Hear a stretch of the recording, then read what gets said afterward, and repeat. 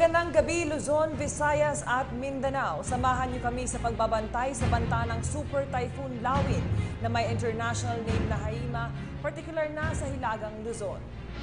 Kasama ang aming buong puwersa, alamin ang mga pinakahuling sitwasyon sa mga apektadong lugar at ang ginagawang aksyon ng mga pinauukulang ahensya ng gobyerno. Ito ang PTV Special Coverage, Hagupit Lilawin. Ayun nga, Charms, kanina nireport natin sa ating mga nakaraang balita na ine-expect na mag-landfall ang Lawin, ang bagyong Lawin dito sa Pilipinas, particularly sa Northern Luzon katulad ng Tuguegarao at ng Cagayan pati na Isabela, na meron na ngayong signal number 5 ang nakataas dito. Bandang alas 2 ng madaling araw pa, pero meron tayong mga latest na impormasyon na baka po mas mapaaga ang pag-landfall nito sa ating bansa mga before midnight. Kaya po inaanyayahan po natin ang ating mga kababayan na talagang maghanda na at sana po kayo ay nasa mabuti pang kalagayan at kayo ay nakapagtabi na ng mga necessary supplies katulad ng pagkain, pati na rin po ng ilaw at katulad ng kandila, pansinde, pati na rin po siguro ang pag-charge ng cellphone. That's right. Sa ngayon, ang mga areas na under signal number 5 are Cagayan, Isabela, Kalinga, Apayao, Northern Abra at Ilocos Norte. Simula pa kahapon ay kahit meron pa, we were just recovering from Typhoon Karen, pero itong papasok nga na bagyong si Lawin ay sinabi na magiging isang super typhoon. At recently nga po ay in-raise na ang signal number 5 sa mga different areas sa Northern Luzon. At alam mo, Charms, one trivia, itong signal number 5 ay hindi naman matagal nang meron na category sa ratings ng Pag-asa. It was only in 2015 na dinagdag ng Pag-asa ang signal number 5 dahil nga po sa patuloy na paglakas ng intensity ng mga bagyo na pumapasok dito sa Pilipinas. Tulad na lang ng Super Typhoon Yolanda, which is considered to be one of the strongest typhoons na pumasok sa ating bansa, na umabot hindi lamang 220. Yun ang simula or ang base level na lakas ng hagupit ng bagyo for something to be categorized as super typhoon signal number 5. Yes. Pero ang Typhoon Yolanda, ang Super Typhoon Yolanda ay umabot ng 320 kilometers per hour, and a lot of forecasters are saying na baka maging kasing devastating ng Yolanda ang Typhoon Lawin. Yeah, that's right. In fact, I distinctly remember na nung palapit pa lang yung Typhoon Yolanda, yung signal number was only number 4. Since like you mentioned, wala pa tayong signal number 5. And it is very important na we listen to yung mga storm warnings at saka yung mga ayaw pa mag-evacuate, dapat nating pakinggan na ang mga authorities. Katulad nga ng paghahambing nila sa Typhoon Yolanda, itong Super Typhoon Lawin. Pero masasabi ko rin naman na meron din pagkakaiba. In a sense na siguro nung panahon ng Yolanda, hindi pa ganoon kataas ang kamalayan ng ating mga kababayan tungkol sa iba't ibang warnings na pag sinabi mong signal number 5 ay ganito kalakas, pag magkakaroon din ng warnings din pagdating sa storm surges. Noon may mga kumalat na balita na kaya daw hindi sila lumikas ay dahil hindi nila naintindihan kung anong ibig sabihin ng storm surge. Ngayon po, earlier today, napakarami na pong mga probinsya, mga barangay ang nagsimula ng magsilikas. Nagpunta sila sa mga mas ligtas na lugar, iba't ibang evacuation areas, kaya man rin po, wala na rin pong pasok ang iba't ibang mga paaralan sa iba't ibang dako ng ating bansa. Pero hindi lang po dun sa mga areas na may signal number 5 ang tinaasan ng signal ang nag-declare ng walang pasok, dahil katulad po dito sa Metro Manila, na marami na rin po nag-declare na walang pasok in all levels, public and private schools, tulad ng Caloocan, Quezon City, Manila, Mandaluyong, Marikina, Makati, Muntinlupa, Pasig, Pasay at Taguig. Later on po, magpa-flash pa tayo ng mas marami pang mga lugar na nag-declare na ng wala silang pasok. That's right. So earlier we mentioned the areas that already have signal number 5. Sa ngayon, ang signal number 4 is the rest of Abra, Ilocos Sur, Mountain Province, Ifugao, and the Calayan Group of Islands. Samantala, nakatutok pa rin si Pangulong Rodrigo Duterte sa sitwasyon ng bansa mula sa banta ng Super Typhoon Lawin. Lawin. Tiniyak ng Pangulo na handang-handa ang mga ahensya ng gobyerno sa pagresponde at pagtugon sa pangangailangan ng ating mga kababayang masasalanta. Narito ang kabuoang pahayag ng Pangulo. We have put in place all things necessary to mitigate whatever consequences the cyclone would bring. By that, I'm saying that it is really the destructions that we anticipate and the lives that will be lost. I hope there would be none, but just the same, we can expect some sort of a stronger typhoon this year. We are ready for everything. All is in place. The mitigation guys, the local and the national have been alerted, and of course the concomitant storm surges and strong winds and the possible loss of lives. So the Department of Health is there together with the DSWD, and the preparations are made. Medical kits and of course medicines are already in place. It has been deployed since the other day, and we hope for the best. We only pray that we be spared of a destruction such as in the previous past, which brought agony and suffering to our people. But we are ready. Everything has been deployed. All that is needed is really just to wait it out and wait for the proper advice coming from government.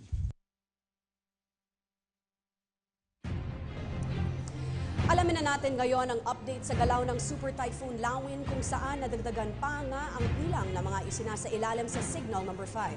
Ihatid sa atin iyan ni Eunice Puntayas ng Panahon TV. Hello Eunice, good evening. Magandang gabi po sa inyo. Narito na ang latest forecast track mula sa Pag-asa kaugnay dito sa Bagyong Lawin. As of 11 p.m. kanina, huling namataan ang Bagyong Lawin sa layong 95 kilometers east ng Tuguegarao City. Napanatili nito ang lakas ng hangin aabot ng 225 kilometers per hour at pagbugsong papalo ng 315 kilometers per hour. Ito ay kumikilos pa west-northwest sa bilis na 25 kilometers per hour at inaasahan nga itong maglandfall dito sa Peña Blanca sa Southern Cagayan dito sa pagitan ng alas 2 mamayang madaling araw o kaya man po ay ngayon na.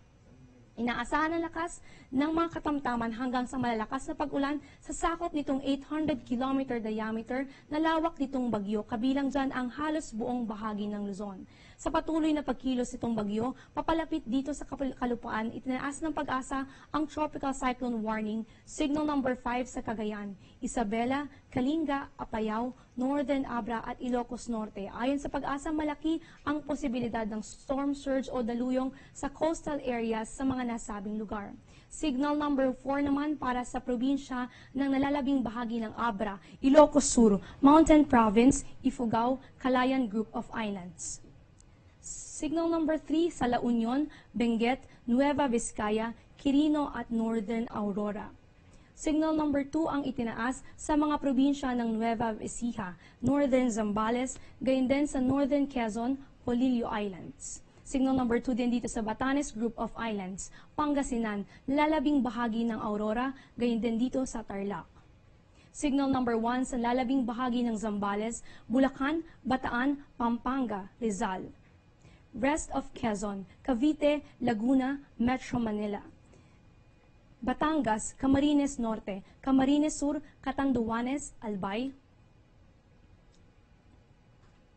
Huwag po kayong aalis, magbabalik kami matapos ang isang paalala.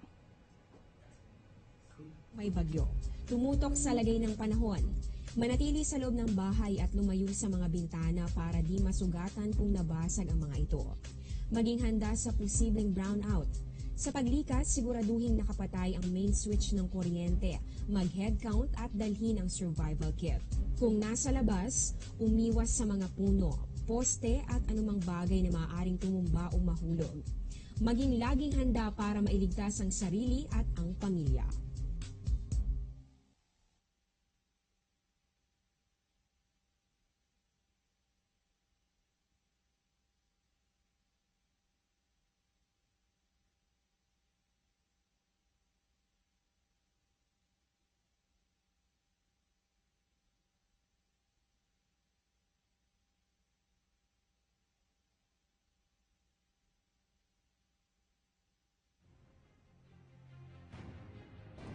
Salamat, Eunice.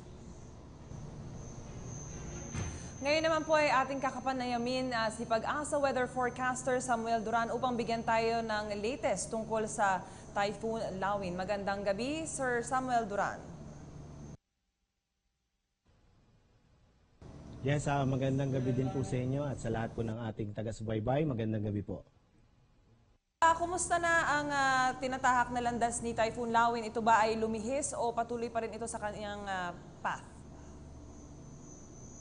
Yan po ay naglandfall na ang ating bagyong si Lawin dito po sa may Peña Blanca, Southern Cagayan as of 11 p.m.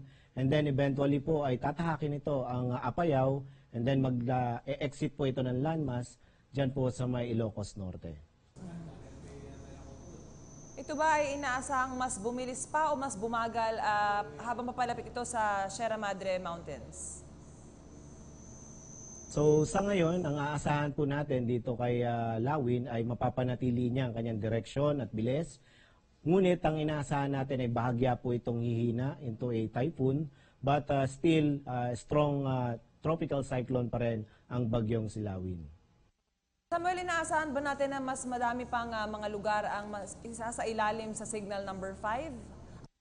Yung current na Pagka bumaba na po ng intensity yung ating bagyong si Lawin, maaring mag-signal number 4 na lamang tayo. Ngunit halos lahat pa rin po ng nandyan sa may Northern Luzon at Central Luzon ay maaring nakapaloob pa rin sa tinatawag nating signal number 4. At may particular area ba na mas makakaranas ng hagupit ng bagyong ito? Kung under talaga ng signal number 5, yan po yung talagang mas naapektuhan ng ating bagyo. Ayan po yung Cagayan, Isabela, Apayao, and Ilocos Norte. So sila po talaga yung pinaka-direct na tatamaan talaga ng ating bagyo. Gaano natin katagal maaasahan ang malakas na pagbuhos ng ulan at malakas na ihip ng hangin sa mga probinsyang ito? So simula po ngayon hanggang sa mga susunod po na oras ay patuloy po makakaranas ng mga malalakas na pag-ulan na kung minsan po ay halos tuloy-tuloy, no?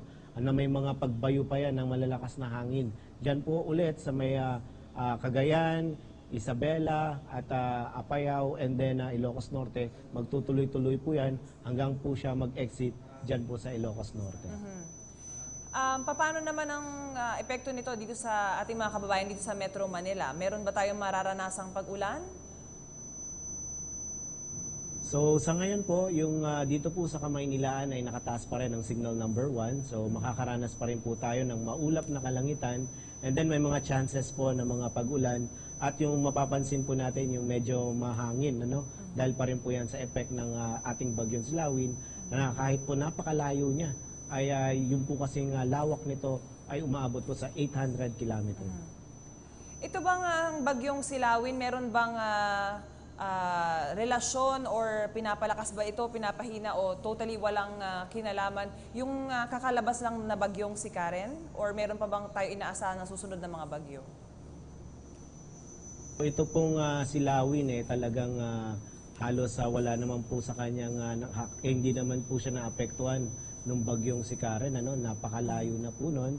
At ito nga pong bagyo natin ay kinokontrol ng isang high pressure area. So sa ngayon kung titignan po natin yung mga satellite imageries, ay wala naman pong sumusunod na dito po kay bagyong Lawin. Based on the earlier forecast, Samuel, ang na inaasahan nating napaka-catastrophic kumbaga nitong ni Typhoon Lawin. Masasabi mo ba ngayon na naglandfall na si Typhoon Lawin na ganun pa rin kasama ang epekto ng bagyong ito? Yes, tama po kayo, no? Yung pag-landfall niya ay napanatili niya yung kanyang lakas na pagiging super typhoon.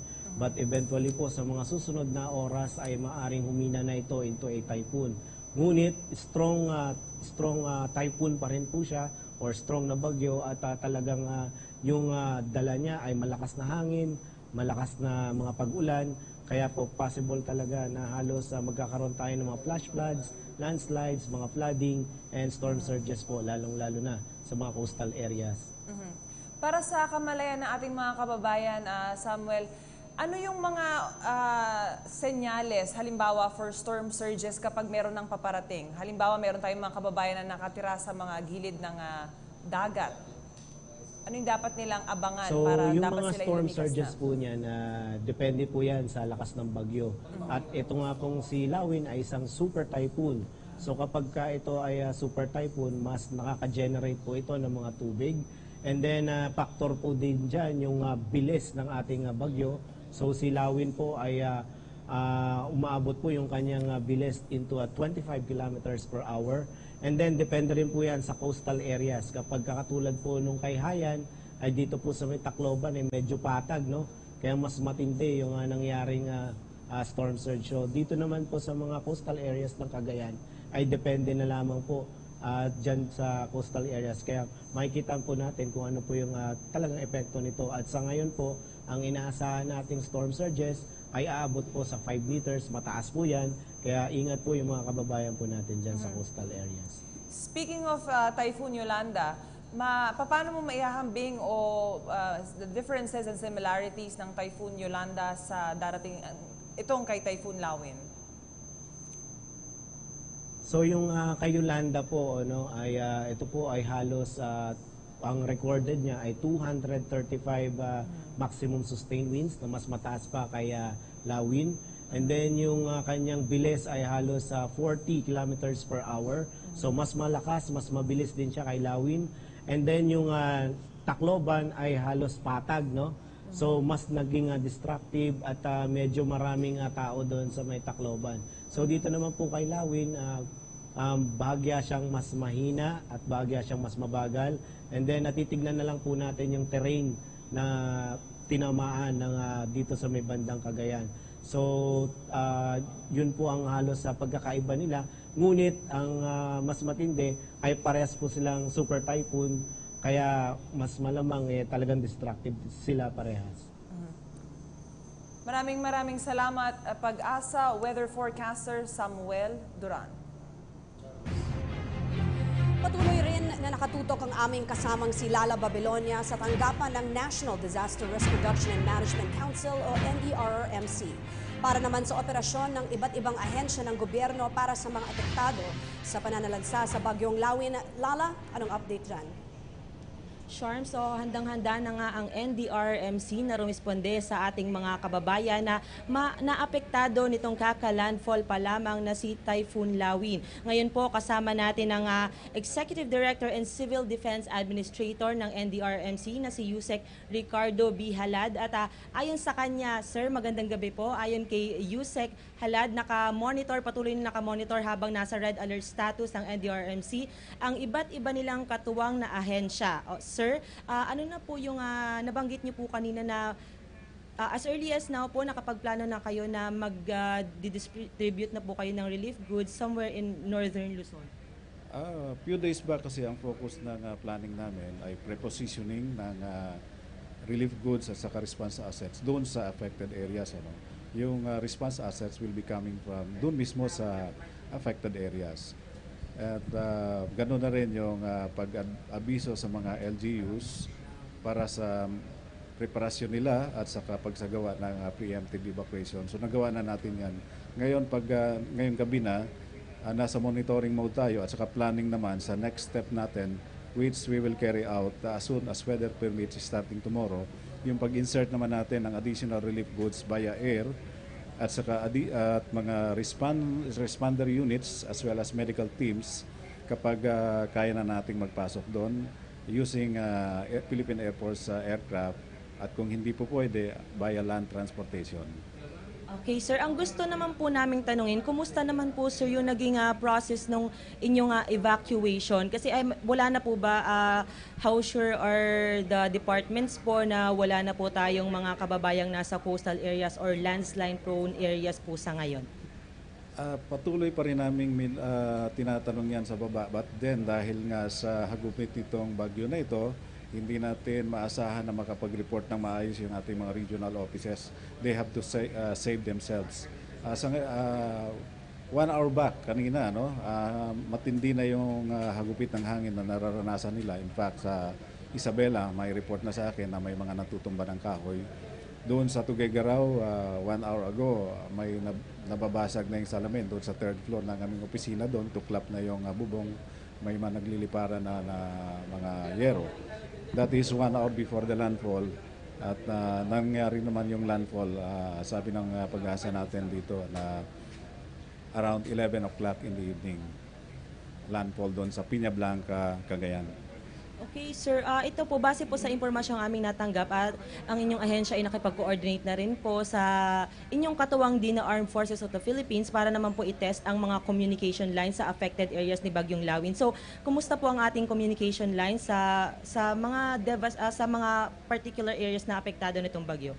Meron tayong nakascattered na mga rapid emergency telecom teams. No? Binuo natin yan doon sa mga affected regions. Composite yung composition nito galing sa different agencies. May taga-AAP dyan na ang gamit nila ay mga HF radios. Merong taga-PNP, HF, saka BHF. At saka yung personnel naman namin, yung ibang teams, merong satellite phones. Meron ding civilian volunteers, may mga radio clubs dyan na may mga gamit ding radio. At ito ay naikalat doon sa mga different regions na apektado. At meron namang connectivity from the OPSEN, ang National Disaster Risk Reduction Management Council dito, doon sa baba. At dito sa Operation Center nga, nandyan yung radio ng AFP at saka ng REACT Club. At saka meron din tayong mga satellite phones dyan. Okay. Sharms, baka may mga gusto rin kayong itanong kay Yusek Ricardo Halad. Yes, sir. Hi, good evening po. Sa ngayon po, ano po yung pinaka-worst case situations po na prepared po kayo ngayon? Ano po yung mga worst case scenarios that you are prepared for apart sa mga usual na ginawa po natin for Typhoon Yolanda, for example? Hindi natin inaasahan na yung ating mga responder units na nandun sa area ay magsasagawa ng response kaagad, dahil hindi pa safe sa kanila na lumabas. Ang pinaplano natin ngayon dito ay yung pagdadala ng response assets, response units ng AFP at saka PNP, as well as sa medical teams na maaari natin ipadala doon sa affected areas. So bukas siguro, once na safe nang lumabas yung mga responders natin na nandun sa lugar, ay mabibigyan na tayo ng assessment kung ano ang sitwasyon doon sa baba. And as soon as pwede nang lumipad yung ating mga Philippine Air Force aircraft, ay mag-dispatch tayo ng aircraft papunta doon, either C-130 or helicopter. I see. Okay. And sir, you mentioned earlier po na yung mga relief goods nyo and equipment, naka-preposition na po siya sa mga areas to prepare sa weather disturbance na na-experience natin ngayon. Roughly po, ano po yung estimate time frame na naka-allot nyo for yung mga relief goods just to make sure na our people is properly supplemented? Pasensya, wala akong figure dito, pero sa pagmi-meeting namin dito sa Operation Center, we have enough prepositioned relief goods ng DSWD doon. At inaasahan naman din natin yung mga LGUs, meron din silang relief goods din nila dahil meron din silang budget dyan. Augmentation yung manggagaling dito sa atin sa NDRRMC. At we are still considering na magpadala bukas kung po pwede nang lumipad yung ating mga aeroplano or kung hindi man via land transportation. Alright. Thank you so much, sir. Sir, bago po ang lahat, ano po yung mensahe natin sa ating mga kababayan na apektado ng bagyo? Well, magstay muna dyan sa mga evacuation centers o sa kanilang mga kanya-kanyang bahay na safe at huwag munang lumabas dahil napakalakas nitong bagyo. Kanina nagsimula yata manalasa ito kahit hindi pa naglandfall, mga 1 hour ago malakas na ang hangin. We estimate na siguro mga 4 hours bago pang manalasa ito kahit lumampas na ito sa landmass ng Luzon dahil sa lawak ng coverage nitong bagyo na ito ay maaring malakas pa rin ang hangin na maramdaman natin dyan sa Northern Luzon for siguro mga 4 to 6 hours. At yan naman po, maraming salamat Yusek Ricardo Halad. Mula po dito sa NDRMC para sa PTV News, ako si Lala Babilonia, muli kasama si Yusek Halad ng NDRRMC. Charms. Salamat sa iyo, Lala Babilonia, live from NDRMC. Babalikan ka namin mamaya. Alamin naman natin ang sitwasyon sa Kalumpit, Bulacan mula sa aming kasamang si Joy Gumatay. Joy, ramdam na rin ba ang Super Typhoon Lawin dyan?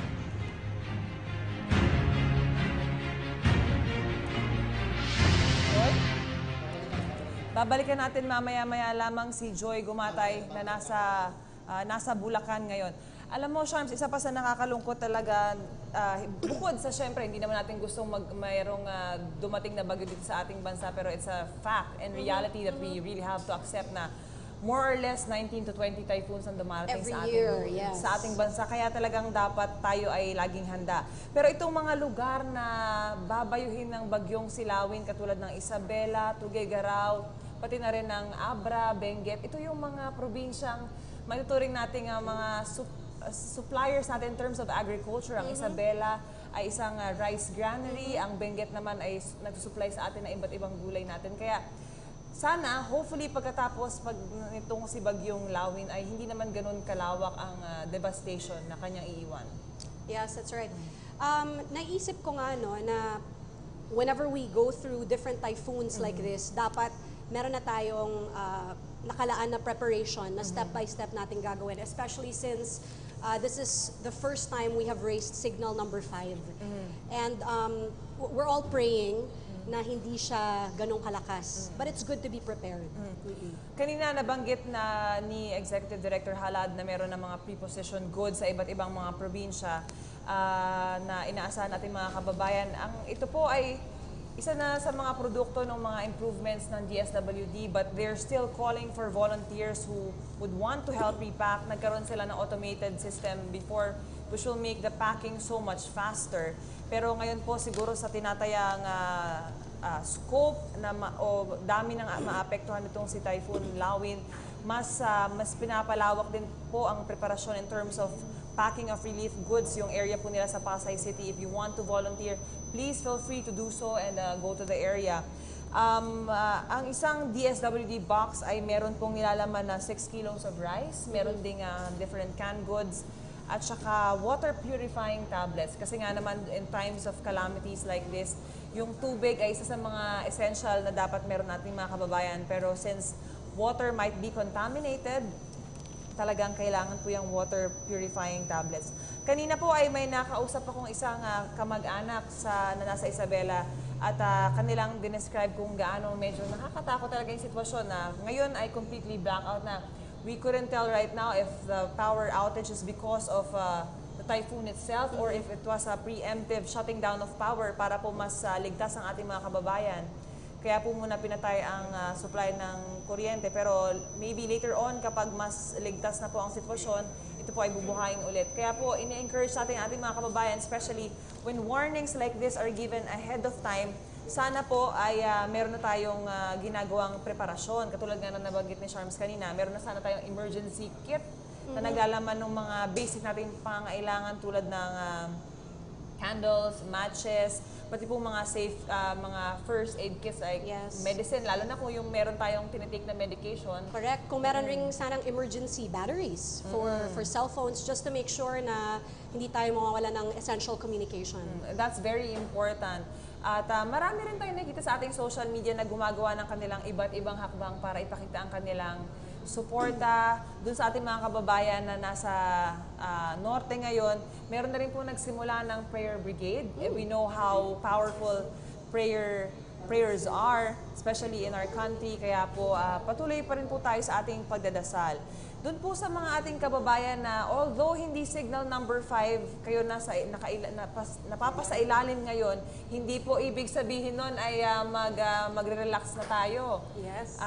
Dapat po ay handa pa rin po tayo. Before, I recall, during Typhoon Yolanda, marami sa mga kababayan natin sinasabi, nako, mukha namang peaceful, mukha namang tahimik ang nasa paligid natin, pero bigla na lang merong dadating na ulan na malakas na.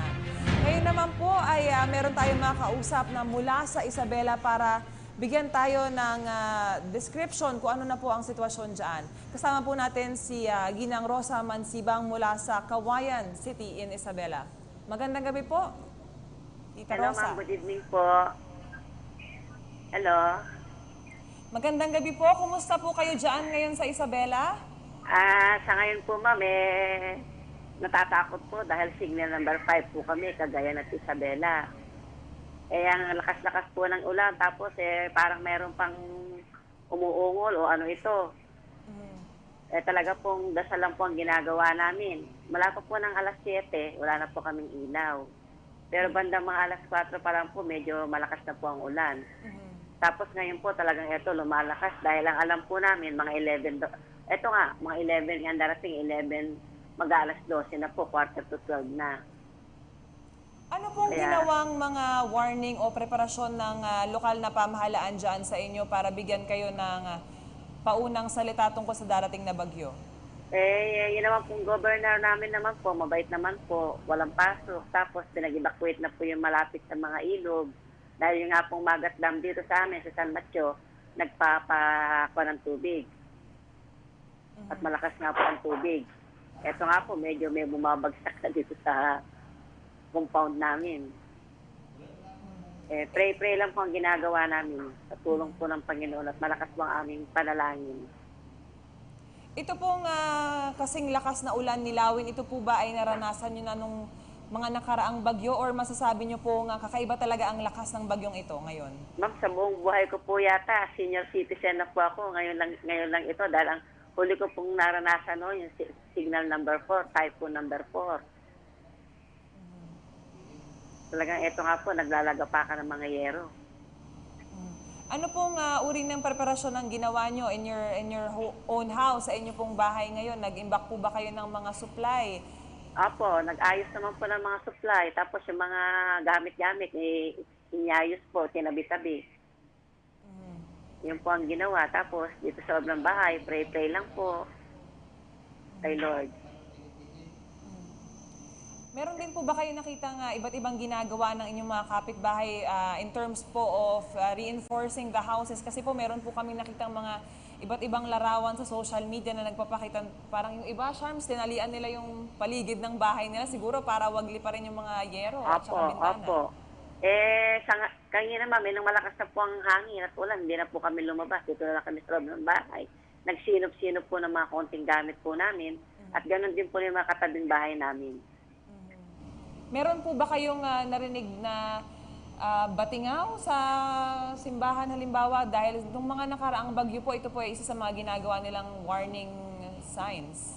Siguro po, nagpakalampag naman po, kaya lang, porque nga po malakas na po ang ulan at hangin, hindi namin masyadong narinig. Saka isa pa nga po, nag-brown out na po dito, before 7 pala, nag-brown out na po. Mga anong oras po nawalan ng kuryente sa inyo? Before 7 po, 7 ng gabi. Hanggang ngayon po, walang ilaw. Wala pa pong ilaw.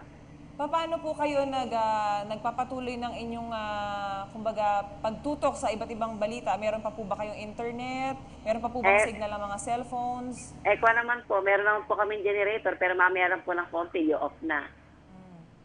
Gaano po tatagal kaya ang inyong generator? Sinabi po ba sa inyo or alam niyo po ba beforehand kung gaano katagal baka tumagal na halimbawa walang kuryente sa inyong lugar? Hindi naman po nabanggit lang kung hanggang anong oras at anong araw ang na magkakaroon po ng ilaw. Basta bigla na lang pong nag-off ang iselco dito sa amin sa Isabela. Kawayan City, Isabela. Maraming salamat po sa pagbibigay sa amin ng kung paano, ng description kung ano ang sitwasyon dyan sa Isabela at manatili po kayong ligtas. Maraming Kaya nga maraming po, salamat ma'am. po. Dasal-dasal lang po. God bless Mansibang. po. Regards po kay Kathy. Salamat po. Tiniyak ng Department of Social Welfare and Development na sapat ang supply ng relief packs nito na ipamahagi sa mga maapektuhang rehiyon. Nakahanda na rin umano ang mga kanilang mga kagamitan, partikular na ang kanilang linya ng komunikasyon para sa mas mabilis na pagresponde. Narito ang report ni Diane Querer. Bunsod ng hagupit ng Bagyong Lawin, nananatiling nakaalerto ang National Disaster Risk Reduction and Management Council, kabilang na ang Department of Social Welfare and Development o DSWD na siyang Vice Chairperson for Response ng NDRRMC. Sa panayam ng PTV News kay DSWD Secretary Judy Tagiwalo, nakapag-deploy na ng response team ang ahensya sa Region 2. Tinayak rin aniya ng DSWD na mayroong sapat na relief goods. Nagpadala na tayo kahapon ng umaga ng augmentation kahit na may ready na tayo na stockpiles doon at nakapagpadala na tayo kahit ng mga preposition goods hindi lang sa main island na bahagi ng Luzon kundi pati sa mga island sa labas ng Region 2. Dagdag pa ng kalihim, mayroon ding nakatabing pondo sa oras na kailanganin ito. Sa Region 2, may standby funds tayo doon sa field office ng mahigit 3 million pesos. Meron din tayong family food packs na mahigit 10,000 sa field office warehouse. Bukod pa sa may mga preposition goods na tayo. Samantala, bukod sa mga nakahandang relief goods at pondo, tiniyak rin ng DSWD na tuloy-tuloy ang pagdaloy ng impormasyon mula sa Region 2. Ang telecommunications ready na rin. No? Ang telcos, nagbigay na tayo ng mga satellite telephones. Kasi isa pa yan na problema. Kapag matindi ang hagupit ng bagyo, down ang regular na communications. And that will make relief operations so much harder. So yun naman ang tinitiyak natin. Panawagan naman ng ahensya na makinig at makikooperate ang publiko lalo't higit ng mga nasa Northern Luzon sa mga babala mula sa mga local government units at iba pang government agencies. Sa mga nais-aniya na mag-report ng anumang pangangailangan para sa rescue and relief ay itawag lamang ito agad sa 911. Para sa PTV News, Diane Querer. Nakakatuwang isipin na talagang meron tayong sense of security dahil alam natin na ang mga departamento nating gobyerno katulad ng DSWD ay meron ng mga preposition goods at handa naman silang maglingkod sa ating mga kababayan. Lalo na ang iba't ibang probinsya na nasa landas na tinatahak na Typhoon Lawin. That's right. And gusto lang natin i-remind ang ating mga tauhan right now, for our audience listening, that we need to prepare yung mga ready-to-eat goods, diba? Hindi lang yung mga nasa bahay na pwede nating luto. So, for example, biscuits, like you mentioned, canned goods, ano pa ba, bread, oo. Mag-ipon na rin ng mga tubig na mainom. And then, make sure na kapag mag-ano na ng batteries para sa yung mga radio batteries for yung mga two-way radios or kahit na anything to keep you connected sa mga reports. And just make sure rin na kapag merong mga reports na sinabing lumikas na from your home, dapat sundin kagad. Tama yun, Shams, kasi mas nagiging challenging para sa ating mga kawani ng gobyerno na imbes na simula pa lang ay nasa ligtas sa silang lugar, mas mahirap pa kung sila ay kailangan pang ilikas. Ngayon naman alamin natin ang sitwasyon dyan sa Kalumpit, Bulacan mula kay Joy Gumatay. Joy, kumusta na dyan?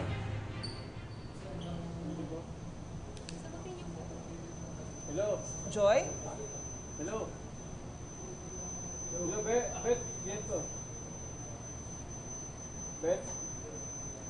Alam niyo po, Bulacan ay isa sa mga probinsya kapag hinahagupit ng ulan ay talaga naman nakakaranas ng pagtaas ng tubig. Kaya naman nais din nating malaman ang sitwasyon dyan sa Kalumpit, Bulacan. Babalikan natin muli si Joy dyan narito ngayon, nandoon ngayon sa Bulacan para malaman natin ang pangyayari sa probinsya ng Bulacan. Yes, yes. That's right.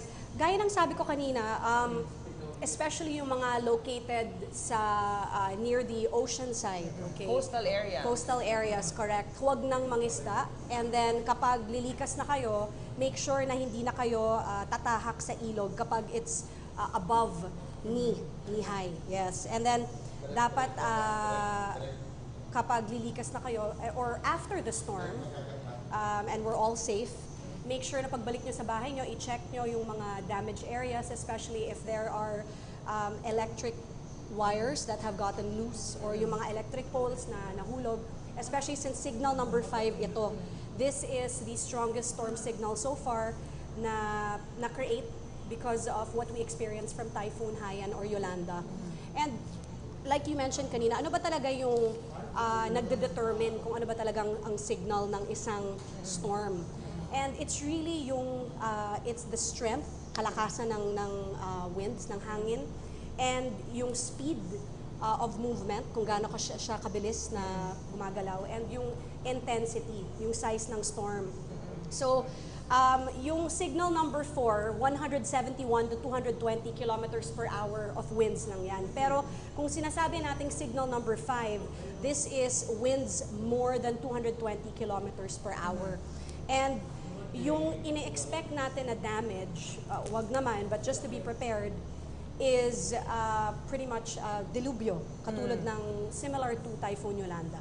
At kanina nga nabanggit ni forecaster Samuel Duran na kung ang Super Typhoon 5 ay more than 220 kilometers per hour, ang Super Typhoon Yolanda noon ay umabot ng, merong iba't ibang reports pero merong nagsasabi na 235 kilometers per hour, meron din nagsabi na umabot ito ng 320 kilometers per hour. Basically, it's off the charts kung i-describe natin siya in terms of the different categories set by Pag-asa.